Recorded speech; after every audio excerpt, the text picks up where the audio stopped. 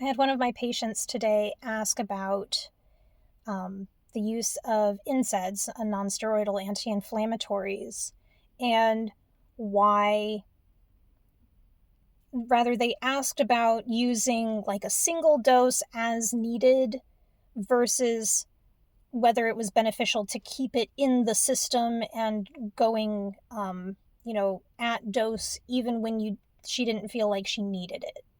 And I can't say whether it is better or worse, and especially, if a person, there are different medications that conflict with NSAIDs in particular. And so I'm not giving any kind of pharmaceutical advice, first and foremost.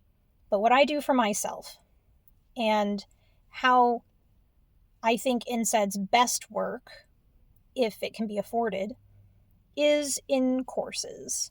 When I identify that I have some inflammation in my body, I've been overworking, and I need some to bring down inflammation in some joints.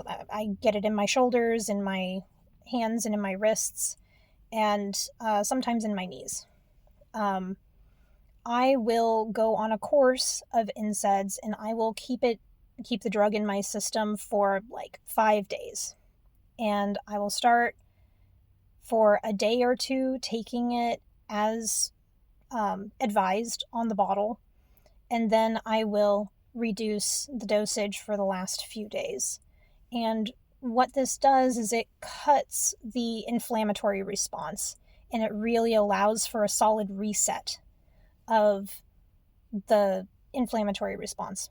What that looks like, what I'm talking about when I say it cuts or like resets the inflammation in the body, is when we have an injury, the body identifies we need building blocks to repair this injury, usually a soft tissue injury.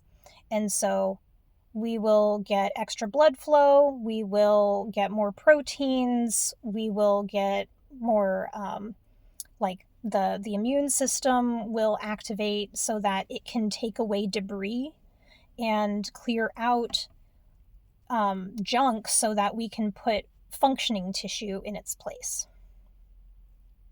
Along with that, we get histamine. That is a big part of the inflammatory response. And histamine basically says, let's keep sending this. More of this, please. So histamine is part of that, and you are familiar probably with histamine as like antihistamines for allergies. And so you're used to histamine getting swelling because like it'll make your nose puffy and difficult to breathe, or you'll have puffy eyes, and taking an antihistamine will bring that down.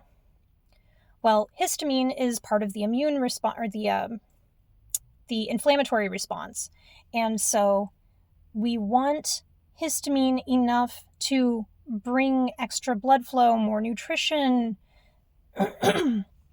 oxygen-rich blood to the area that's important to the recovery process. However, it also brings more histamine, which can snowball if we don't have good circulation to get that, get a fresh cycle of fluid into the area. So if histamine comes in and sends for more histamine, if we're not flushing that out, then more histamine collects and it becomes a chronic inflammation problem. So what NSAIDs do is it brings down the inflammation and it encourages a flush of the area so that we are removing all of the debris and we're getting good circulation. So the fluid that comes in, all of the blood, is nutritious and nutrient dense so that it is efficient.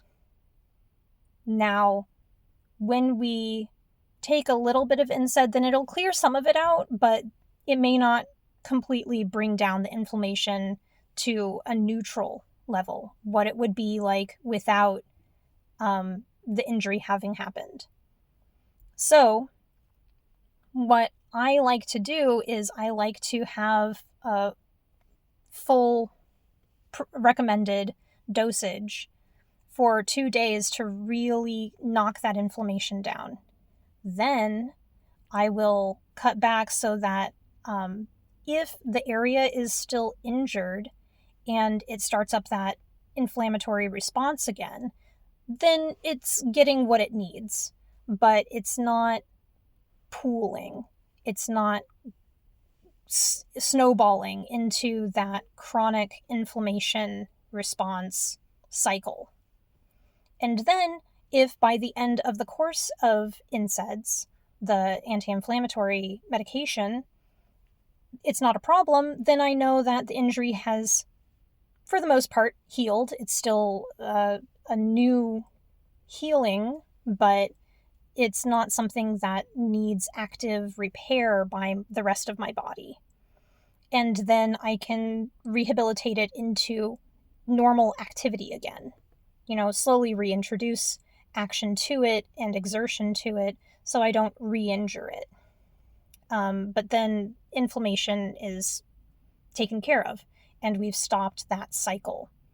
If inflammation starts up again, then I recognize that it is still healing, it is still injured, and it needs more time. Hopefully, with that clearing out, the inflammation won't snowball into that chronic inflammation response again.